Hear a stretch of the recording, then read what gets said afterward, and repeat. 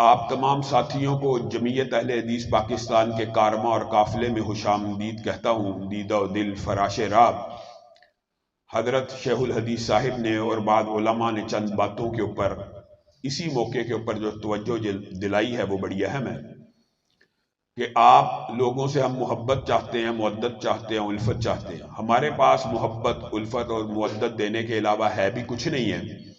اور میں ایک بات ضرور کہنا چاہتا ہوں، یہ جو آپ کے سامنے قیادت بیٹھی ہے اللہ کے فضل و کرم سے تحدیث نعمت کے طور کے اوپر آج آپ جمعیت اہل حدیث پاکستان میں شامل ہوئے ہیں۔ آپ سب کے پاس میرا نمبر، علامہ صاحب کا نمبر، ذاکر بھائی کا نمبر، نعیم بھائی کا نمبر، چیمہ صاحب کا نمبر آ جائے گا اور پہلے بھی ہوگا۔ اللہ کے فضل و کرم سے 24 گھنٹے یہ نمبر آپ کی خدمت کے لیے آن ہوں گے، اور جس وقت رات کا 1 بجے ہو، 2 بجے ہو، صبح ہو، دوپہر ہو، شام ہو، کوئی نہ کوئی آپ کی جو جماعتی قیادت ہے، جو رہنما ہے، آپ کے لیے میسر ہوگا، اویلیبل ہوگا انشاءاللہ۔ ہم انشاءاللہ علامہ شہید کی روایات کو واپس لوٹانے کی کوشش کریں گے، حسد کو بھی ختم کرنا ہے۔ جمعیت اہل حدیث کا موٹو اور منشور ہے ہمارے کسی بھی علاقے میں 2 دڑے بھی نہیں ہوں گے، 3 تو دور کی بات ہے، 2 بھی نہیں ہوں گے، ہم نے ایک ہی دڑے میں رہنا ہے۔ اور برادرانہ یہ جو قائدین ہیں، حقیقت میں یہ جو آپ کے سامنے بیٹھے ہوئے ہیں،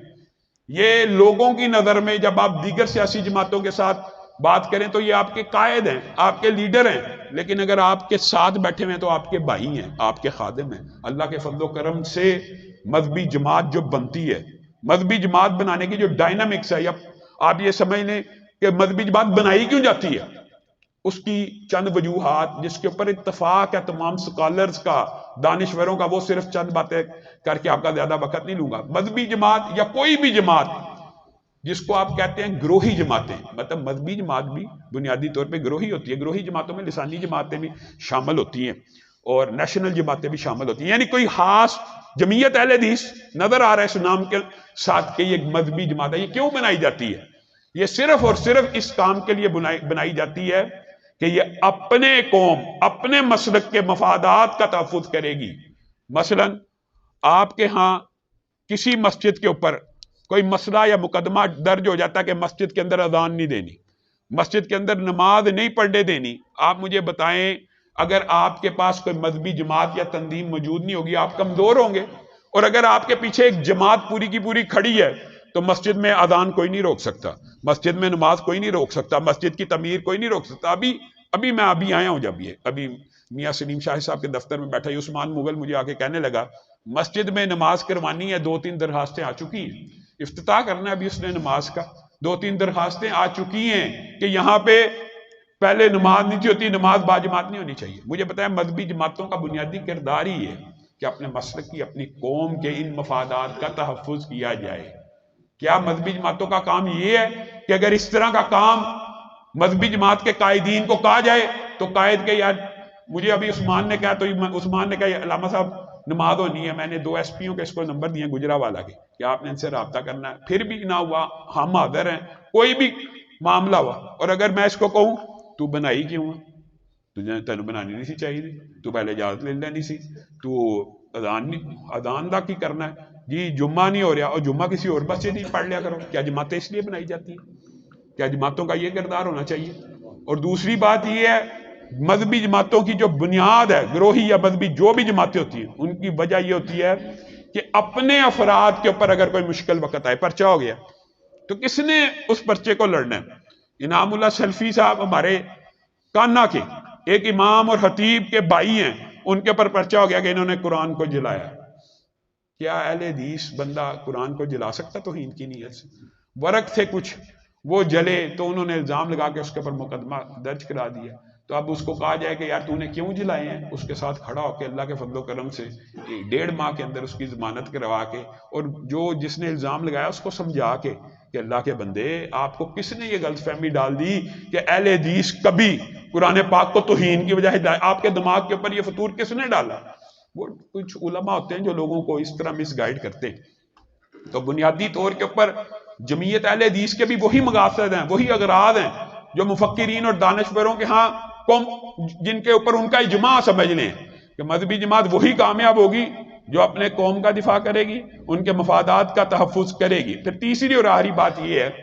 مذہبی جماعت اس لیے بنائی جاتی ہے کہ حصہ بقدر جسہ معاشرے سے ہر فیلڈ میں حاصل کیا جائے۔ وہ حصہ بقدر جسہ کس طرح حاصل ہو سکتا ہے، اس کے لیے بھی آپ علماء اور عوام اگر متحرک ہوں گے تو زیادہ حصہ بقدر جسہ حاصل ہو سکے گا۔ اگر آپ اپنے گھر میں بیٹھے رہیں گے اور آپ کے، میں مثال دے رہا ہوں، انتخابی سیاست ہے، اللہ کے فضل و کرم سے ابھی جمعیت اہل حدیث کو بحال ہوئے صرف 6 ماہ ہوئے ہیں، اور اللہ کے فضل و کرم سے پورے پاکستان کے MNAs MPAs چونکہ متحرک ہے، نظر آتی ہے، سوشل میڈیا پہ ہے، ان افراد سے رابطہ کر رہی ہے، اور وہ ہر روز ہمارے دفتر میں 20 درخواستیں اور 20 MNA MPAs آ رہے ہیں کہ ہماری حمایت کریں، ہماری حمایت کریں۔ یہ کس نے کرنا ہے؟ یہ آپ لوگوں کے کام کرنے کے ہیں، اور یہ اس کو کہتے ہیں حصہ بقدر جسہ۔ جس بندے سے آپ سمجھتے ہیں جمعیت اہل حدیث پاکستان کو فائدہ مل سکتا ہے، جمعیت اہل حدیث کے کاز مضبوط ہو سکتے ہیں، کل کو ہمارے کام آ سکتا ہے، اس کی آپ حمایت کریں، اس سے آپ فائدہ اٹھائیں، اس سے جمعیت اہل حدیث کو مضبوط کریں۔ یہ حصہ بقدر جسہ یہ تیسری ایسی چیز ہے جس کے اوپر اجماع ہے دانشوروں کا کہ مذہبی یا گروہی جماعت اس لیے بنائی جاتی ہے کہ وہ اقتدار میں سے اپنا حصہ بقدر جسہ وصول کر سکے۔ تو یہ 3 ٹارگٹس تو کم از کم ہمیں اچیو کرنے چاہیے کہ اگر خدا نخواستہ پاکستان کے اندر توہین صحابہ ہو، یا مثلا ابھی آپ گجرانوالہ میں باہر نکلتے ہیں، آپ کے سامنے ایک بورڈ لگا ہے جس کے اوپر عورت کی فوج تصویر ہے، بے پردہ بازو ننگی ہے، تو آپ میں کم از کم اتنے افراد آپ کے پاس ہوں کہ آپ DC کے دفتر جائیں اور احتجاج کریں کہ یہ آپ ہماری ماؤں بہنوں بیٹیوں کو کیا دکھانا چاہتے ہیں، ان کو کس راستے کے اوپر چلانا چاہتے ہیں۔ احتجاج ایک ایسی چیز ہے، اور قانون کے دائرے میں ہمیں پاکستان کے آئین میں یہ پرویژن موجود ہے کہ ہم پرامن احتجاج کر سکتے ہیں۔ اللہ کے فضل و کرم سے ایک بہت بڑا ادارہ جم خانہ لاہور، آپ نے سنا ہوگا، فوجیوں کا ادارہ، اس کی بیک پہ وہاں پہ ایک نوجوان کو پگڑی کے بغیر انہوں نے کہا پگڑی پہنی میں تمہیں داخل نہیں ہونے دیں گے۔ اس نوجوان نے مجھے کال کی اور مجھے سارا وہ ویڈیو میسج کیا، میں کہا کوئی مسئلہ نہیں ہے۔ اس نے کہا کہ جم خانہ کے لا کے اندر یہ بات شامل ہے، جو رسول اللہ جیسی پگڑی پہن کے آئے گا وہ اندر داخل نہیں ہو سکتا۔ وہاں پہ ایک ڈریس کوڈ ہے، کوٹ ہونا چاہیے، پینٹ ہونی چاہیے، شلوار قمیض کے اوپر بھی ویسٹ کوٹ ہونی چاہیے۔ خیر میں نے اس بات کو میڈیا کے اوپر اٹھایا، وہ اول نہ مانے۔ پھر میں نے خود براہ راست اس کو فون کیا، بریگیڈیئر صاحب سے، میں نے ان کو کہا کہ اگر آپ نے ٹربائن کے ساتھ یعنی پگڑی کے ساتھ داخلے کی اجازت نہ دی تو میرا ایک احتجاج حق ہے، میں 1000 طالب علم لاہور کے لے کر جم خانہ کے باہر پگڑیاں پہن کے خاموش احتجاج کروں گا، 3 گھنٹے باہر کھڑا رہوں گا۔ اللہ کے فضل و کرم سے تیسرے دن انہوں نے یہ نوٹس کر دیا کہ آپ پگڑی کے ساتھ داخل ہو سکتے۔ یہ آپ لوگوں کی وجہ ہے، آپ لوگ ہیں، آپ لوگ، یہ 1000 بندہ 2000 بندہ اگر کسی ایسے ایمرجنسی کاز کے لیے اکٹھا کرنا پڑے تو ہمارے پاس اویلیبل ہو۔ ہم اگر چاہیں کہ ہمارے کسی عالم کے اوپر مشکل وقت آ گیا، کسی ادارے کے اوپر کسی دفاع یعنی شاعر اللہ میں سے کسی چیز کا دفاع کرنا ہے، ہم GT روڈ کے اوپر 2000 بندہ لے کے آ سکتے ہیں۔ تو اللہ کے فضل و کرم سے جتنے آپ بیٹھے ہیں، میں آپ کو گارنٹی دے کے کہتا ہوں آپ کبھی بھی کسی بھی مشکل کا شکار نہیں ہو سکتے۔ وہ قدرتی بات ہے، جوید گرایا صاحب کے اوپر نظر پڑ گئی ہے، ہمارے سیالکوٹ کے امیر ہیں، ان کے ساتھ یہ ٹریجڈی بھی، ان کے خلاف بھی وہی بات، کام کرنے والے بندے تو چاہیے نہیں، ان کے خلاف مقدمہ درج کروا دیا اور اس طرح کا جیلی کے ڈیٹینشن آرڈر ہے 14 دن کا۔ میں نے DPO صاحب کو کہا، میں کہا بات سنیں، جس بندے نے ابتدا کی ہے وہ ڈیٹین ہوگا تو یہ بھی ڈیٹین کر دیں، دونوں کو 14 دن کر دیں، مجھے اعتراض نہیں۔ انہوں نے میرے سے وعدہ کر لیا کہ دونوں کو 14 دن کریں گے۔ بہرحال وہ دوسری جماعت کے لوگوں نے اثر رسول لڑا کے کوشش یہ کی اکیلے ان کو لے جائیں، تو میں نے وہاں کی جماعت کے بندوں کو صرف یہ کہا کہ آپ بندے اکٹھا کرنا شروع کریں اور آپ روڈ کے اوپر بندے لے کے آئیں۔ احتجاج ہمارا اخلاقی، قانونی، آئینی حق ہے۔ جس وقت بندوں کی تعداد 60-70 سے تجاوز کی ہے،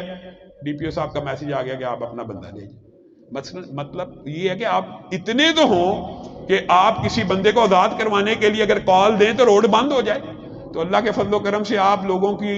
جمعیت اہل حدیث پاکستان میں جو شمولیت ہے، اس کے لیے میں تہہ دل سے آپ سب ساتھیوں کا شکریہ بھی ادا کرتا ہوں، اور دل میں خوشی بھی ہے۔ اور ایک عرصے سے علامہ طارق محمود یزدانی صاحب سے اس حوالے سے گفت و شنید بھی ہوتی رہی، سلیم شاہد صاحب کو بھی گاہے بگاہے میں فون کرتا رہا ہوں۔ تو یہ بات تو ایک جو چیمہ صاحب نے بات کی ہے کہ 4 سال سے فیصلہ نہیں ہو پا رہا تھا، فیصلہ ہو گیا، دیر آئے درست آئے، اللہ کے فضل و کرم سے آپ ہراول دستے کا کردار ادا کریں گے، اور جو انشاءاللہ اب یہ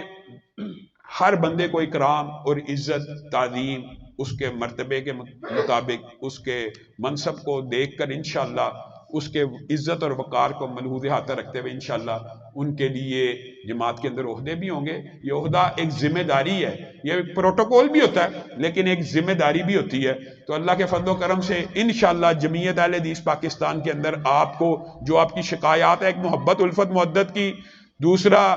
کہ ہر وقت اویلیبلٹی کی، اور تیسرا جو آپ نے بات کی ہے میرے ذہن سے وہ نکل رہی تھی فائنانشل کرپشن کی، تو یہ بات تو آپ لوگوں نے جج کرنی ہے اور آپ لوگوں نے ابلاغ کرنا. حقیقت بات یہ ہے اگر بندہ فائنانشلی کرپٹ نہ ہو اور فنانس اگر جماعتوں کا درست ہو تو جماعتیں بہت زیادہ ترقی کر سکتی ہیں. فنانس اگر درست ہاتھوں میں آ جائے، ویسے تو نہیں حضرت یوسف نے کہا تھا انی حفیظ علیم اجعلنی علی خزائن الارض، مجھے بنایا جائے کیونکہ میں اس کی صحیح مانت کی یعنی مانت میں خیانت نہیں کروں گا. تو آپ لوگوں نے یہ دیکھنا ہے کہ ایک بندہ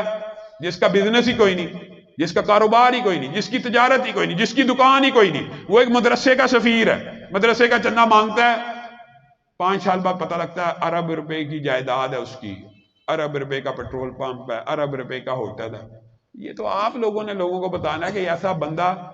کبھی جو کاروبار ہی نہیں کرتا، وہ صرف مسجد کا چندہ اکٹھا کرتا ہے، وہ ذاتی جائیدادیں کیسے بنا سکتا ہے؟ اگر لوگوں کو آپ یہ بھی اویئر کر دیں نا، یہ آپ نے مجھے بتایا کہ 4 سال کا حساب، تو سلیم شاہ صاحب نے کہا 4 سال چھوڑے ایک سیمینار کا حساب، ایک سیمینار. تو جو لوگ مالی طور پہ کرپٹ ہوں، اخلاقی طور پہ کرپٹ ہوں، اللہ تعالیٰ پورے مسلک کو ایسے لوگوں سے بچائے اور جمعیت اہل حدیث پاکستان کو دن دگنی رات چگنی ترقی دے. اور بار بار سورت اذا جاء کا یہاں پہ تلاوت ہو رہی ہے